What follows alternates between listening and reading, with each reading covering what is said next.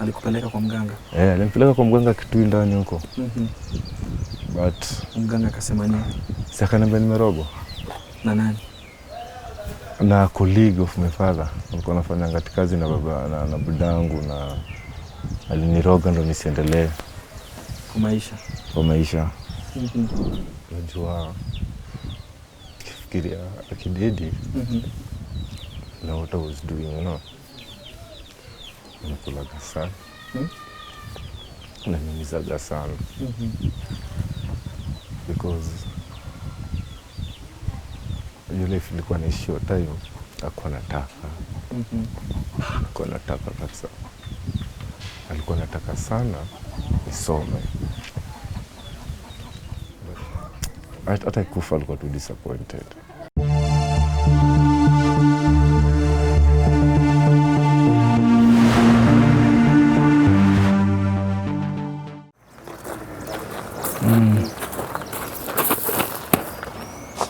Jambo.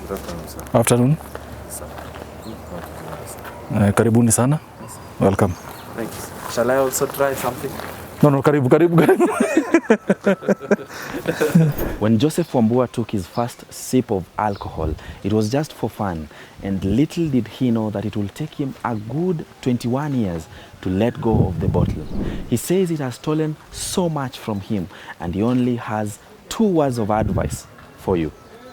Welcome to today's episode of My Story with me, Kevin Phillips Momanyi, and this is his story.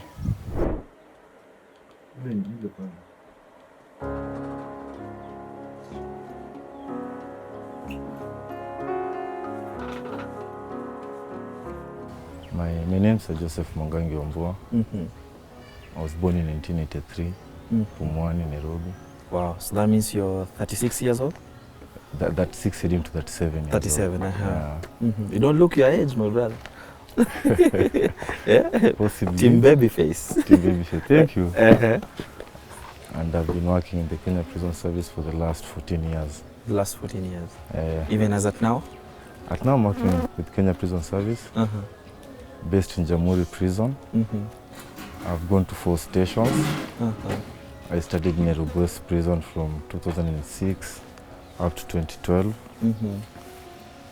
Because of disciplinary reasons, I went to Embu Main Prison in 2012.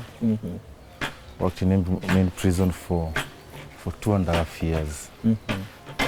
And I was then transferred to Machakos Prison as part of my recovery. I worked in Machakos Prison for 5 good years. Then I was transferred to Jamhuri Prison. Currently, I'm working in Jamhuri Prison. Yes. Wow, amazing. And basically, you're one person who has such an inspirational story, I would say, because of what you've been through, the addiction and stuff. I'd like you to let's pick it up from where it all started for you. I remember in 1999 when in Form 2, the April vacation. That was the first time I got a sip of alcohol, and it didn't bother me, haikunisumbua. Na sikufikiria ni mbaya, so niliona the company that I kept, niliona kwa mwanaume nika kunjanga hizi vitu. Tunaenda jam session Florida, Hollywood.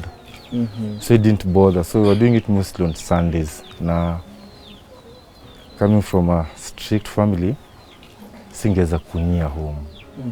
The bombshell it happened in 2000, that term.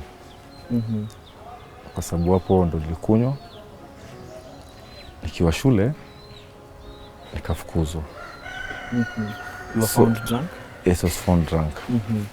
So I was in a position nikaambiwa endea parents. So you can imagine, kuendea mzee wangu na my father, who is now the late, explain ya my soul rest in peace.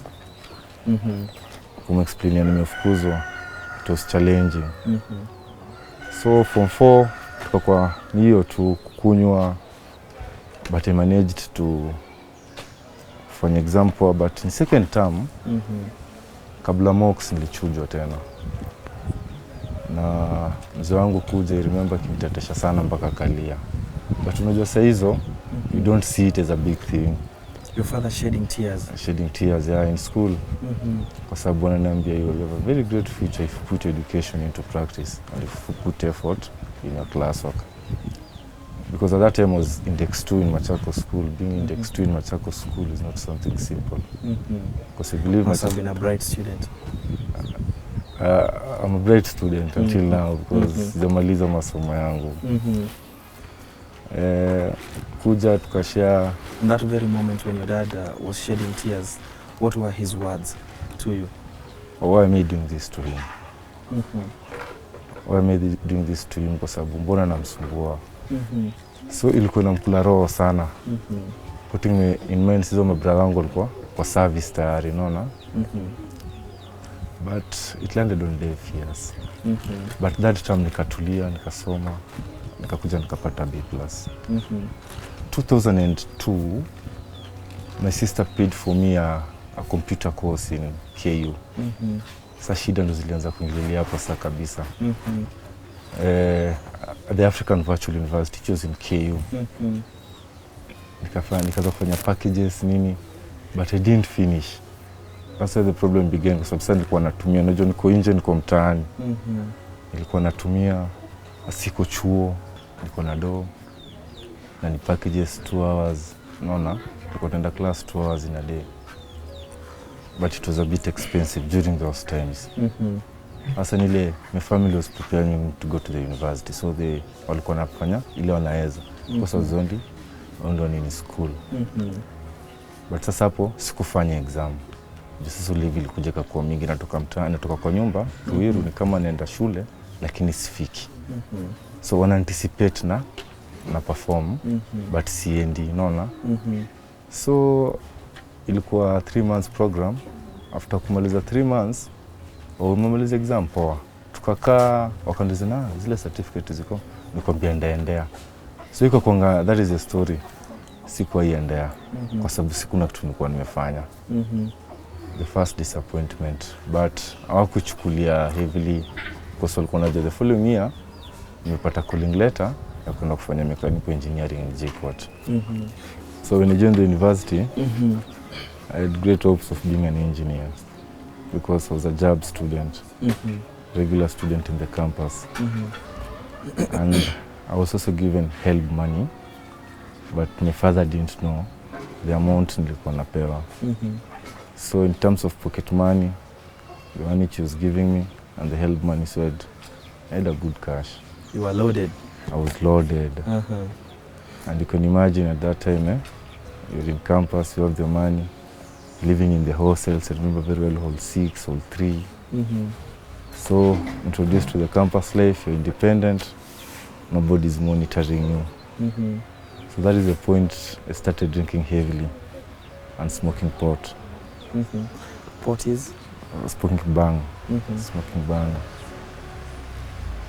And chewing mira, but mira and bang were not too much like the drinking that I was doing. First year I was able to perform, I didn't get a supplementary. So the long vacation, when I went home, you see, the perception in campus, you see. Alafu, naona mimi ni mtu grown up, sifai kuambiwa kitu.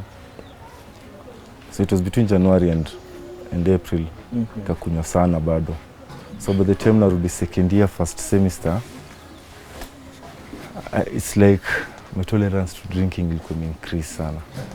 Ningekuwa naweza piga kama sachet zile zilikuwa zinatoka 10 bob. Nilikuwa nikipiga kama 8 hivi 9. Ndo nasikia niko aire, lakini nilikuja ki increase na nunua box napiga karibu 14 to 15 sachets za Napoleon. That was Napoleon, zile za 10 bob. So ikakuwa now I'm drinking to a position I'm not going to class. You see, but you'll always find friends to drink. Always. You'll always find friends to drink. Putting it in mind, campus, you understand the campus life. First semester, kupata supplementary 4. So I was doing 8 units, 4 supplementaries, I passed 4 units. Second semester, Nikapita 6 units, nikapata 2 supplementaries. That's a total of 6 supplementaries. And according to the policies of the university, you are not supposed to get such the number of supplementaries. So I had to do them, but on external rewind. So you're given an external rewind whereby unaenda nje that academic year. Unaona? Sasa vinyo tuo academic year iliisha. So nilikuwa niende nje. Hata kirudi 205 academic year ndakuja tu kufanya hizo exam. Ni aje Wilson? Umeenda wax baadaye. So my father thought your time ni refu sana. So he paid for me CPA course in KCA. And unfortunately, even the KCA, the CPA course, I didn't do the exam. Even though alilipa kila kitu, nilikuwa natoka home asubuhi enda mpaka survey siingi Daro.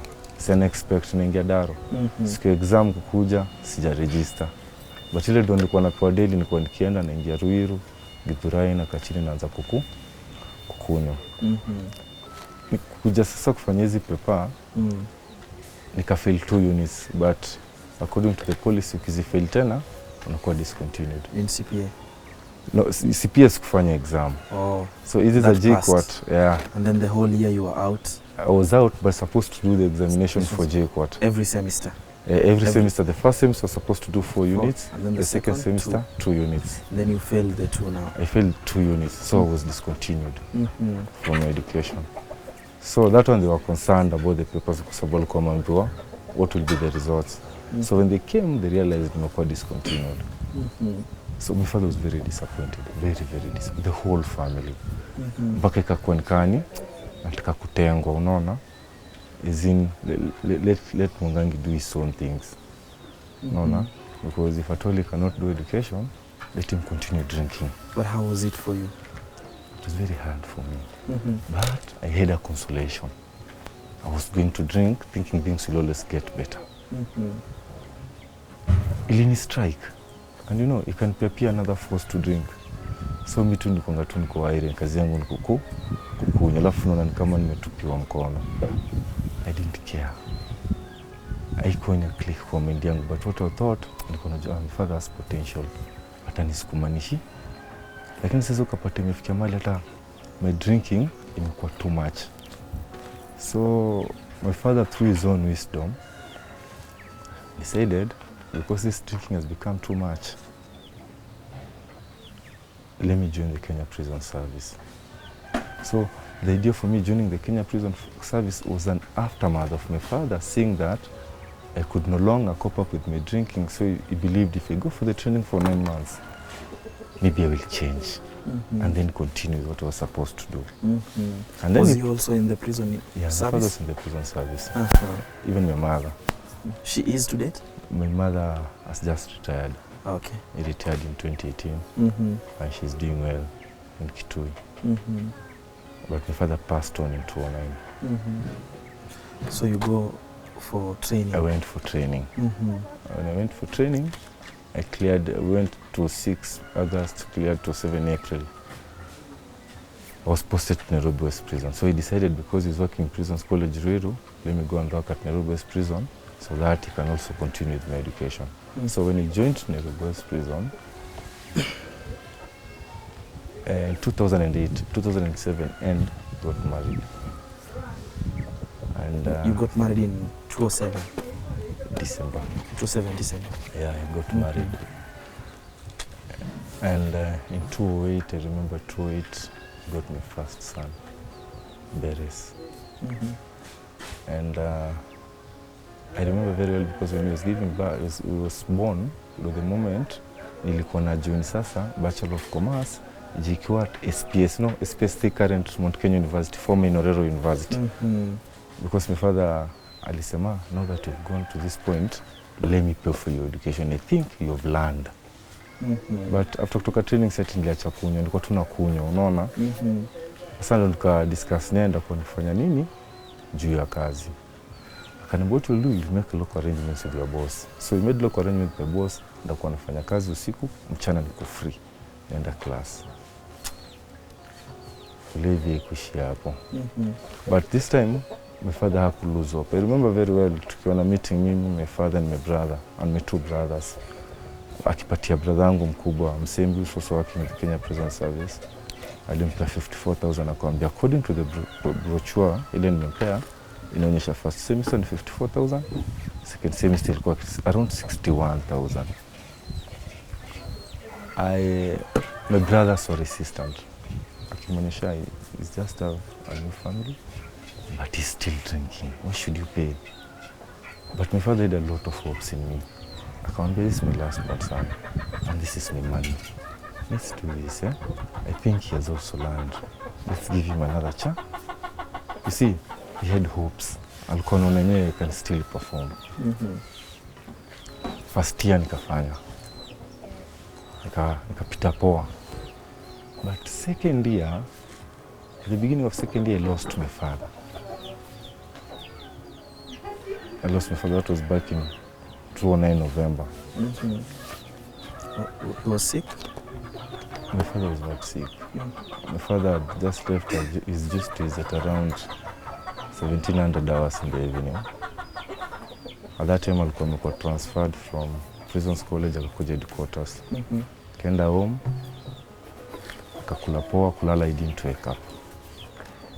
What? Yeah, he didn't wake up. He had no history of medical condition? No history of medical condition. His death, what did you probably find out to the postmortem? According to the postmortem, it said of gastritis and labo pneumonia. And you know, my father was too much on my side, you know. Because alikuwa anasimama na mimi sana. Being the last one of it, tulikuwa close na yeye.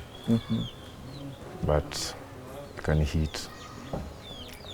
But my family kasema, now that dad is gone, that does not mean utaacha kuendelea na shule. Nikaendelea na chuo. But it was a bit hard for me because since he passed on, life has never been the same again.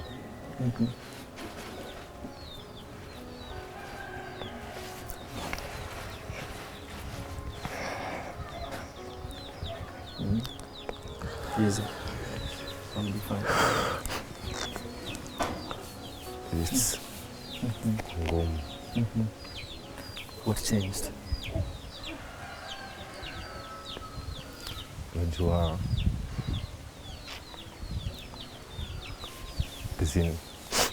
nikifikiria akidedi na what I was doing, you know, nakulaga sana nanimizaga sana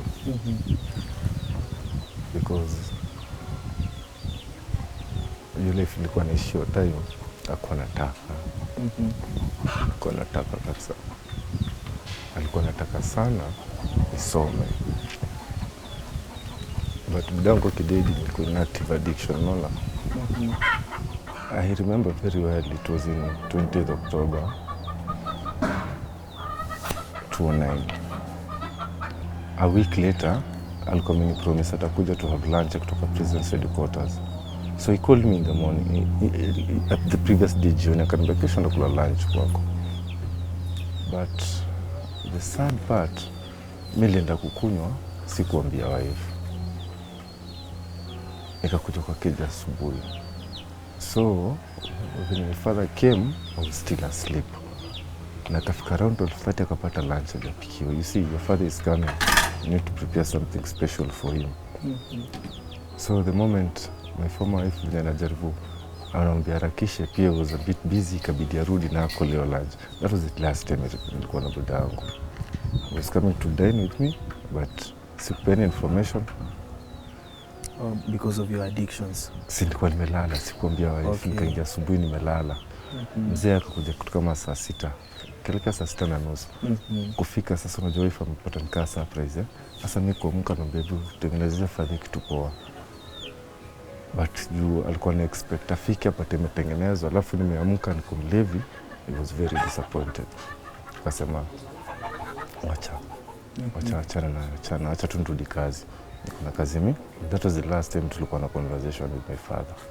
The next moment he's dead. The next moment was just a phone call nilipiga asubuhi, kimbieni Ruiru mwamshe babenyo na mkwa na mke. Is in conversation tulikuwa na on the phone, lakini one on one conversation, that was the last time.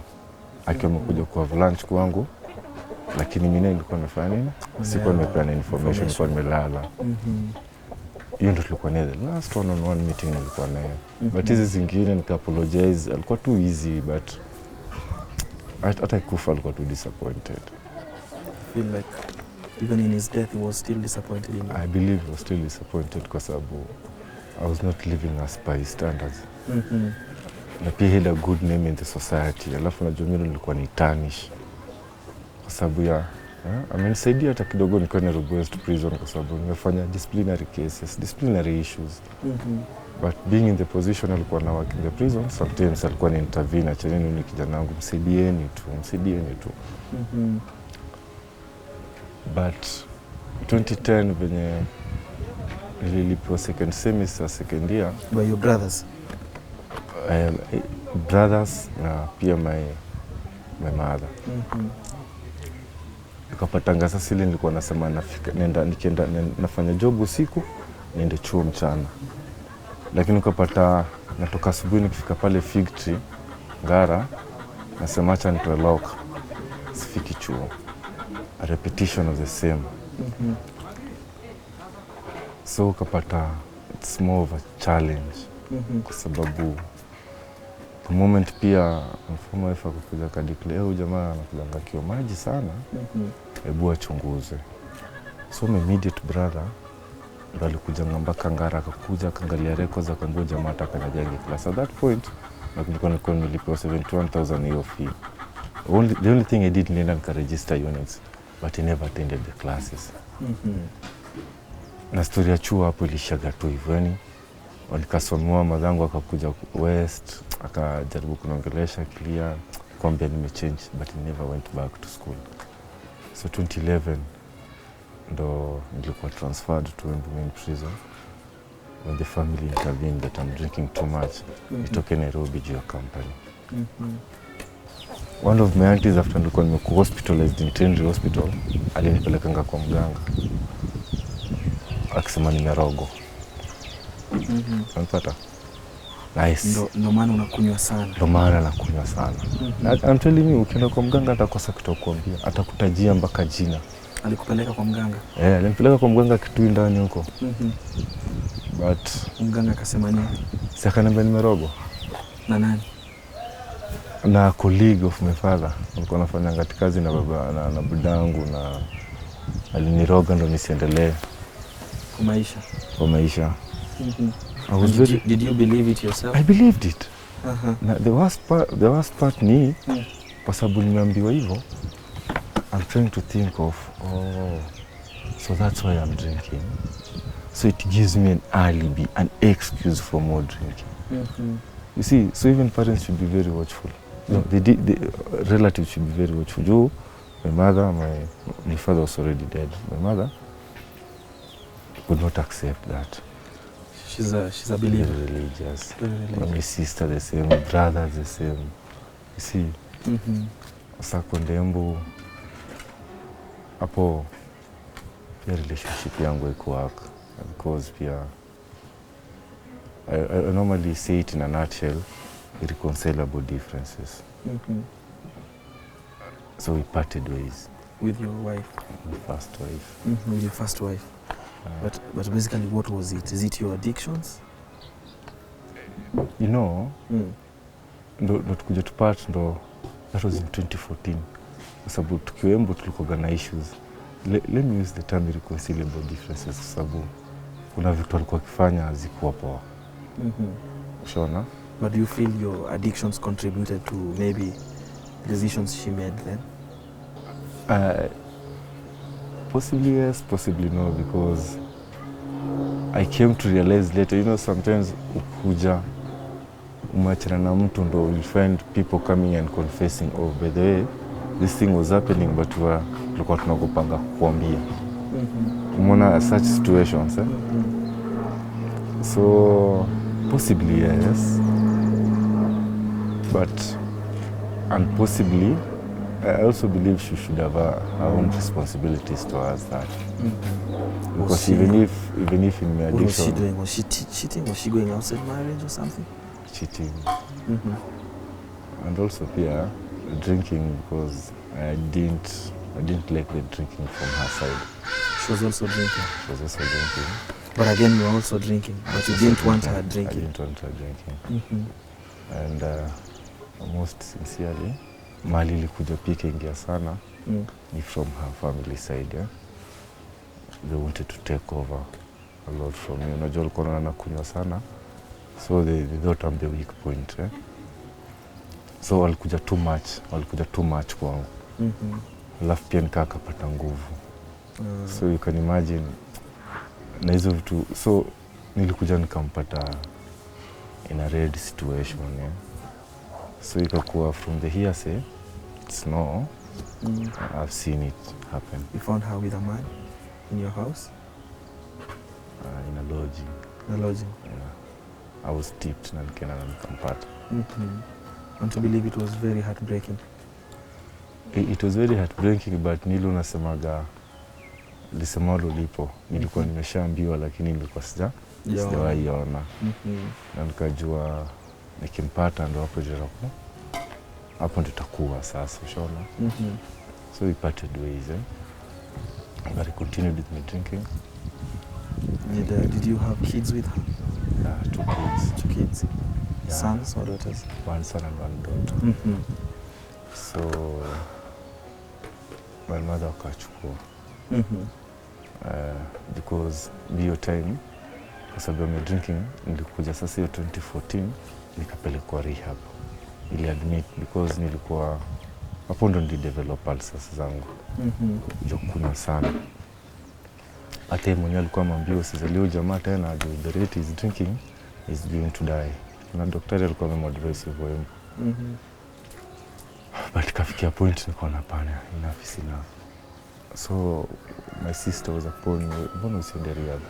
So vile nilimwambia nimedecide, tukakutana Nairobi, akanipeleka nikaona one Dr. Siengo, Dr. Catherine Siengo. Ndo akanirecommend for 90 days treatment. Yeah. This is in Embu? Yeah, in Embu.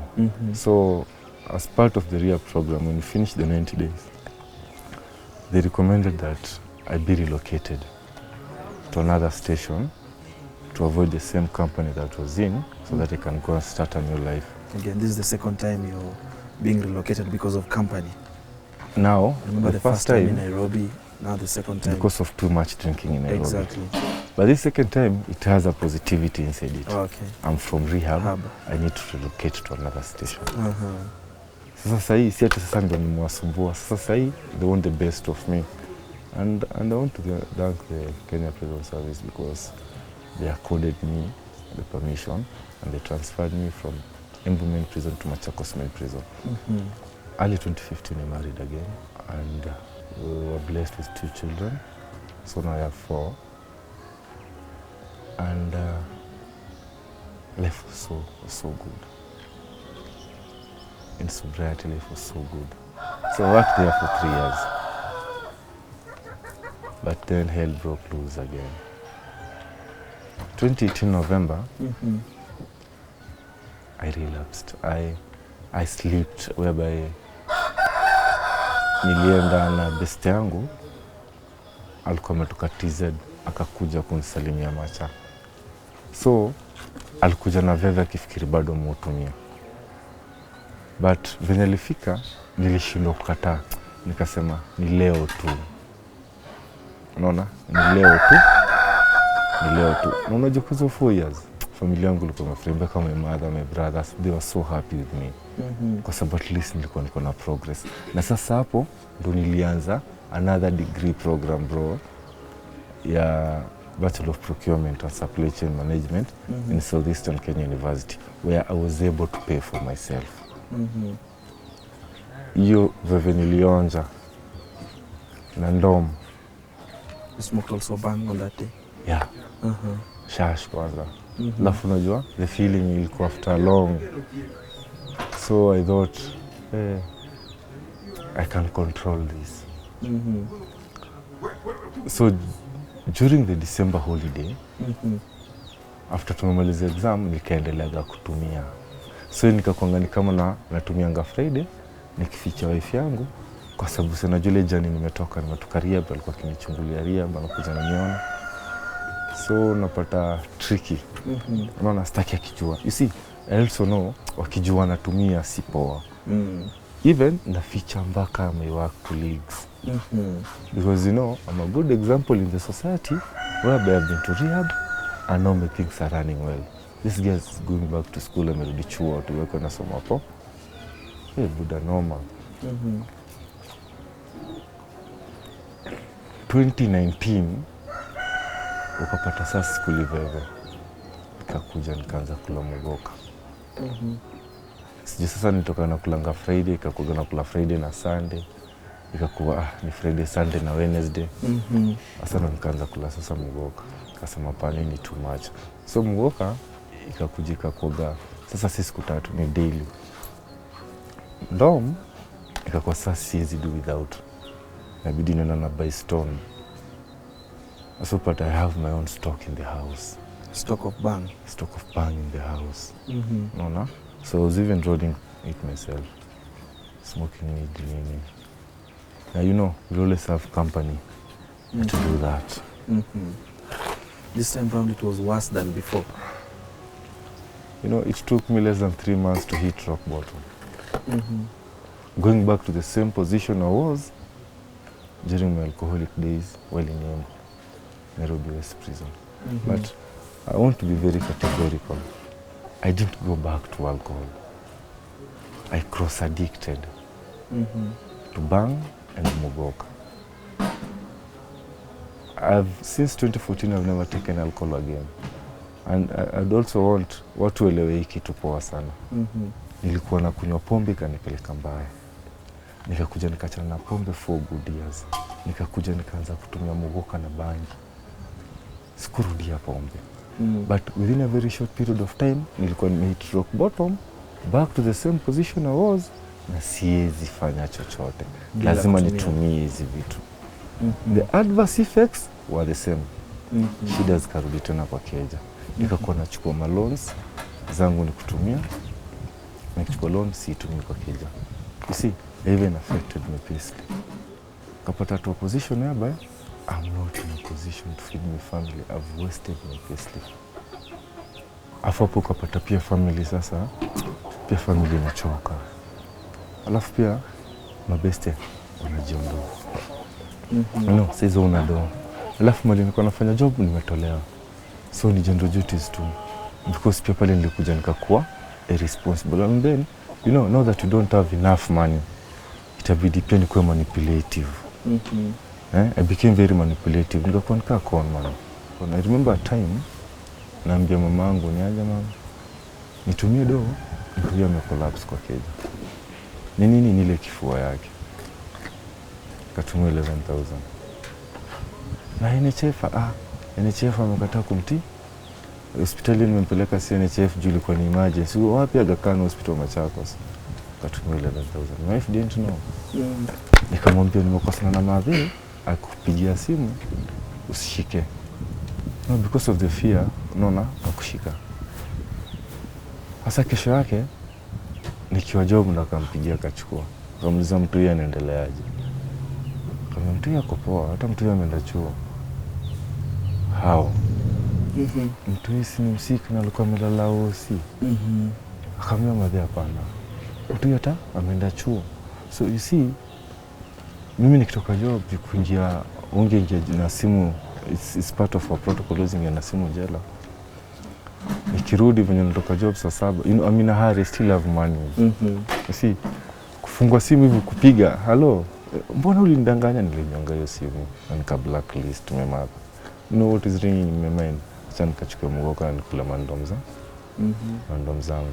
So ukapata hata venye mabrother zangu walikuwa shared na hii story ukapata sasa si mimi mpaka ikafika mali wanajua niwe sina do.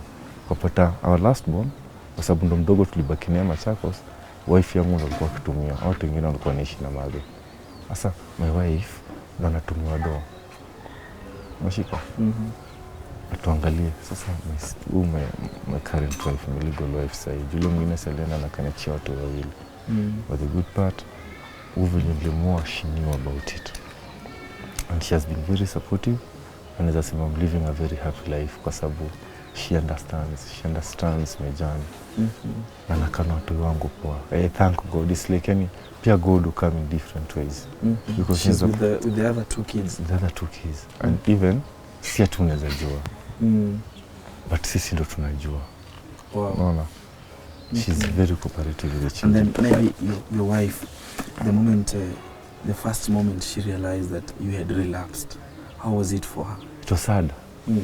It was hard. Alafu, you know, relapse is a dynamic process. Because unapata nilikuwa najificha. Nikafikia mahali ashajua. The results bado na manage. Lakini nafikia mahali sasa usha drown to the addiction. So huwezi jitoa.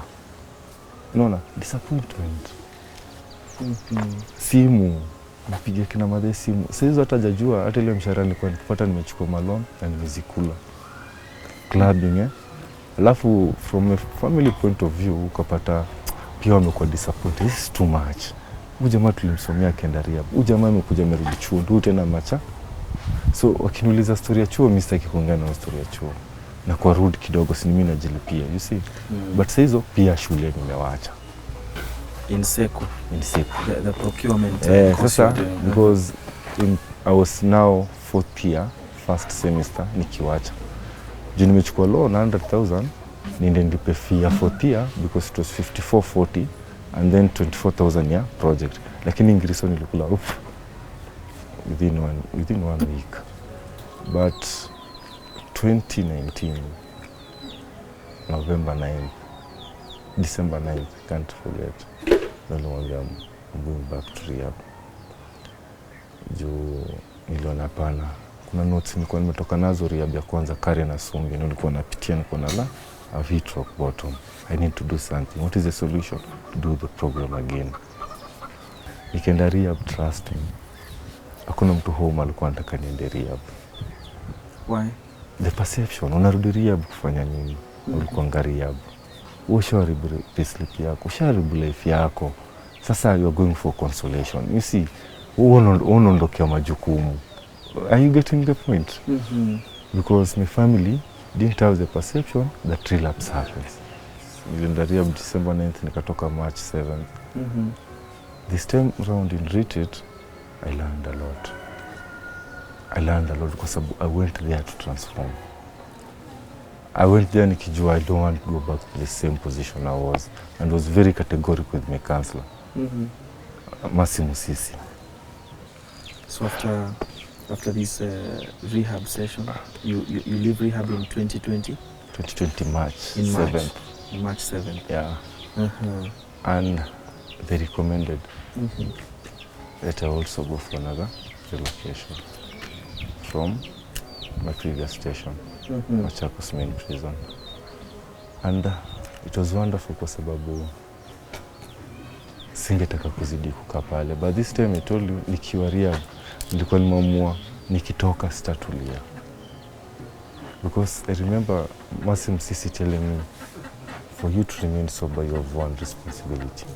You have to reach out to the alcoholics and to the addicts to still suffers. Don't stay alone. Meet the right people around you. And ikakuwa inanihaunt sana. Nikakaa chini nikiwa rehab, nikafikiri hizo miaka zote nimekuwa nikitumia. And what I have done, hakuna. Ni majina, ni titles nilikuwa JKUAT. 2012 promotion yangu ilienda hivi. Because in 2012 walikuwa nachukua watu kwa na B+ and above na graduates wakuwe promoted to the next rank. But na mimi, kwa sababu my file was not clean, sikuwa na qualify for the promotion.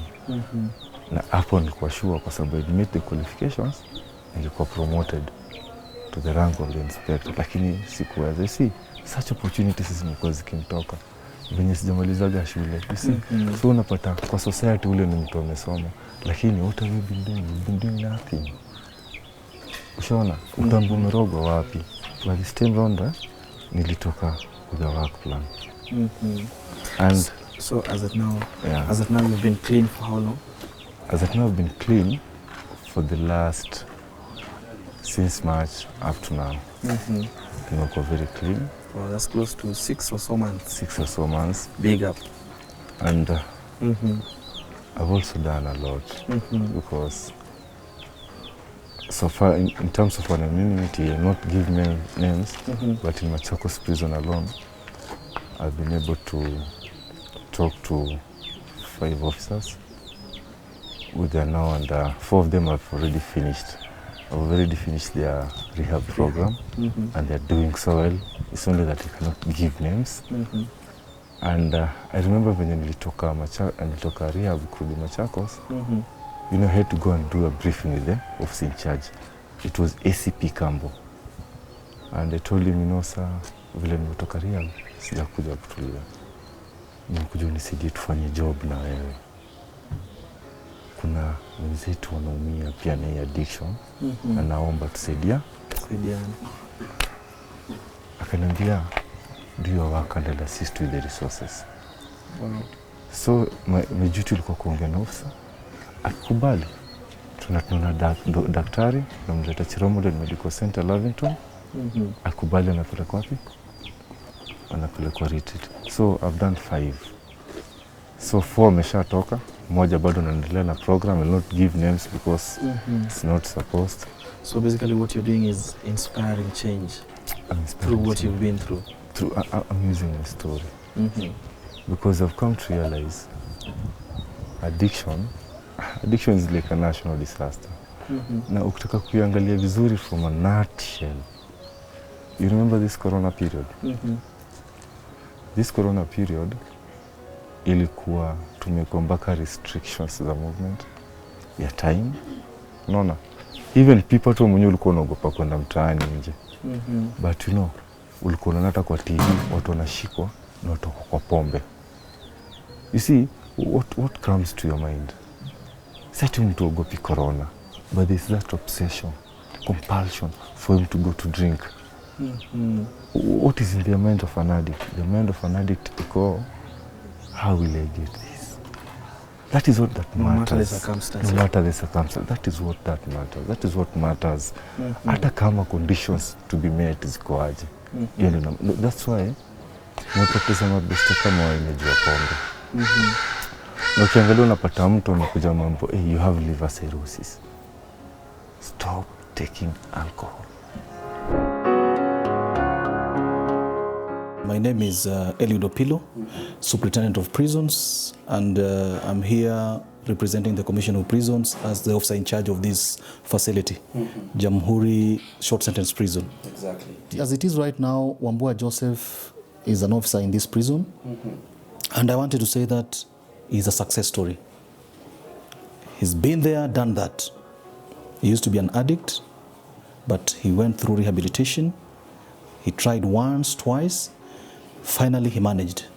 And as we speak right now, Wambua is one of the champions in the prison who is sensitizing inmates and staff on the dangers of abusing drugs. What motivates me is that, as you know, our work is rehabilitation. And rehabilitation comes with safe custody of offenders. If you're an officer whose general well-being has been compromised, there's no way you're going to take care of the inmates. So a sober officer is an effective officer. And that's why what he's doing, we as an institution, we really encourage. The Kenya Prison Service is doing all it can to help those addicts who are within the service and they need help. The biggest challenge that we normally have is that we have addicts who know they have a problem with alcoholism, with bangi, with mugoka, with madawa, but they don't come out. But if people can stop living in denial, na wakuje to their bosses wambie, I have a problem with alcoholism, kindly assist. Kwa wale wakubwa wamefanya nao, ACP Kambo akiwa mmoja wa Machakos, alikuwa anatusaidia sana. Currently in Jamhuri, in fact in Machakos, I even had to do sessions it will come the new stuff. The same case in Jamhuri prison. I've done sessions, I've talked to staff, I've talked to inmates about addiction. So you find the gap inakujia, we don't come out to speak it about openly. Tunaificha.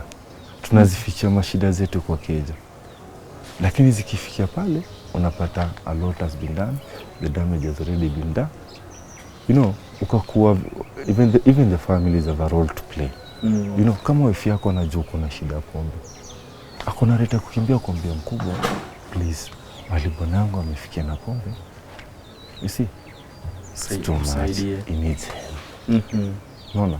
But the only thing we will see, tutaona mafamili zikigongana, zikikosana, zikiachana, but the root cause of the problem haijakuwa addressed.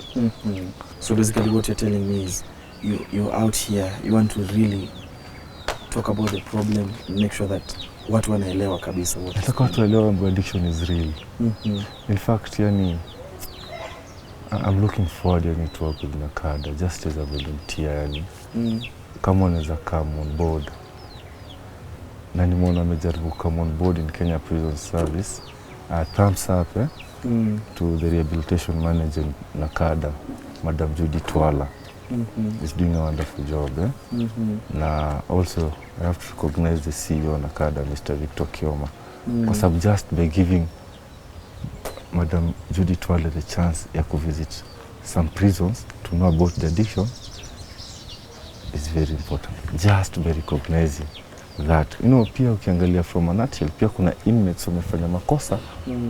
Na ukiangalia from a root cause, kama stealing, alikuwa anafanya hivyo ndo apate pesa aende akunywe.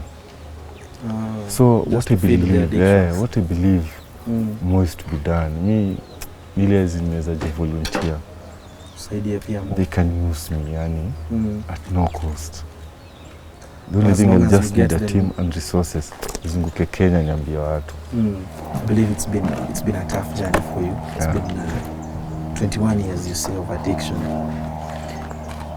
Is there anything probably in your life you feel you would have done best then had your addiction not kicked in? If I try to make a mistake, I try to think maybe I could have been an engineer. I could go back to where I was, but I no longer think from that perspective. I think from a perspective, I thank God that now I'm alive. And I'm past that. And I'm past that. And I know where the problem lives. Because, in fact, sometimes I can get chini na cheka. Because it's like a split personality. Huyu ilikuwa mimi na ndo huyu mimi hapa sahi. I've seen people lose their lives na ndo huyu mimi hapa sahi. And that's why I always say I'll use my story about addiction so that people can understand that addiction is real. And call it a national disaster. It's a national disaster, my friend. And I'm really happy about what NACADA is doing. And even if it's possible, after this corona issue, our president should declare addiction as a national disaster. But back to my story. I also have the serenity prayer. God, grant me the serenity to accept the things I cannot change. Courage to change the things that I can. And the wisdom to know the things I can't. To know the difference. To know the difference. You see, God grant me the serenity to accept the things that I cannot change. I cannot change. I was discontinued in university education. I cannot change. I have done 3 degree programs and I have not finished. I cannot change. My first marriage broke. I cannot change. But God give me the courage to change the things that I can. So these things that I cannot change, let go and let God. Wow. Let go and let God. I no longer live in the past. Exactly. In fact, they become my motivating factors. I live with addicts who are still using, trying to talk to them, trying to educate them, trying to show them the way forward. Kwa sababu najua, as I give what I have, I also receive healing. That is the paradox. In fact, kama labda ningefanyanga hivyo after kutokanga Asumbi, Karen Asumbi, labda singe relapsingi. But right now, niko in the journey, talking to people, trying to reach those who are still in usage. I realize, okay, it's like I'm also receiving. This thing is true. It's a give and receive. Vile nakupea ndo napata. Exactly. Not, it's more of a psychological reward. Kwa sababu the moment uko nao, the moment unamsaidia mnenda hosi, unaona the pain and undergo kwa withdrawal symptoms, kwa kuna kuwa, I need not to go back there. Unapata, it's a passion. It's like it's a call. Then you want to speak. You just want I want to reach everybody. to reach everyone with this. Families. Wow. My fellow colleagues. Because if you don't sensitize this issue, it's imeenda mbali. Ndo nakwambia, I really ningependa na kada nichukue kama volunteer. Kenya Prison Service nichukue kama volunteer. Nizunguke neti zote, jela zote Kenya. Nijaribu kuambia, hii kitu ni real. Na hii kitu ni real ndo mimi huyu. Nimepitia for 21 years na sasa nimetoka. Msipitie njia. My advice is that parents should be on the watch out and look at the signs and symptoms. When the children, the young people are behaving erratic, they should always try to arrest the vice before it goes out of hand.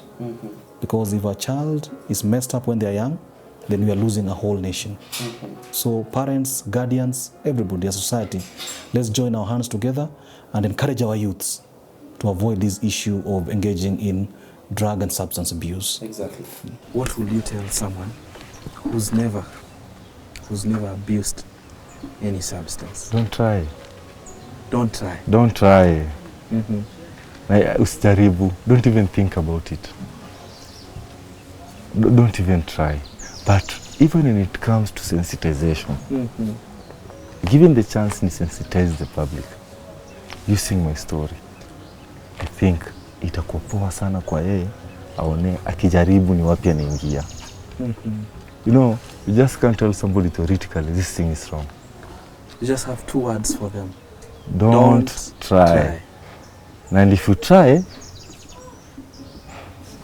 Joseph Mwangangi Wambua, the Kenyan prison officer, has been there for 21 years. Na nakulilia sana, kama hujawahi jaribu, usijaribu. Usidhubutu. Usidhubutu. Thank you so much, my brother. You're a strong man. And I know this time round, no relapsing. No relapsing. No I'm relapsing. not going back. A day at a time, not going back. Today I'll be sober. A day at a time. A day at a time. Thank you so much. Thank you so much. Thank you so much for your time.